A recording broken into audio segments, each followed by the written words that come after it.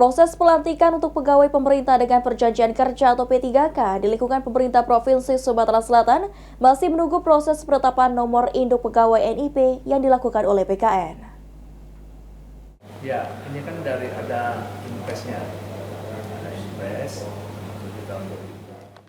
Menurut Sekda Sumsel Edwa Chandra, untuk proses pelantikan untuk pegawai pemerintah dengan perjanjian kerja P3K di lingkungan pemerintah Provinsi Sumatera Selatan masih menunggu proses penetapan nomor induk pegawai NIP yang dilakukan oleh BKN.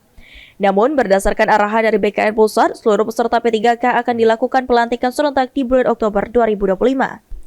Selain P3K, tahap pertama saat ini untuk seleksi P3K tahap kedua masih dalam tahapan tes kompetensi yang sudah dijadwalkan pada akhir bulan April.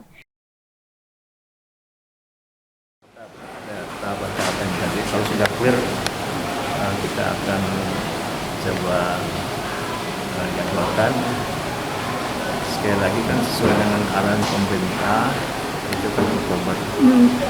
Kalau kita sudah lebih cepat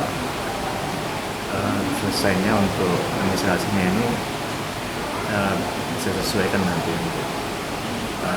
bisa dipercepat, bisa sesuai dengan waktu yang ditetapkan oleh pemerintah.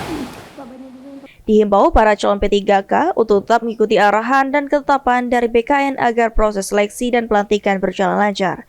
Aji Delia, PAL TV.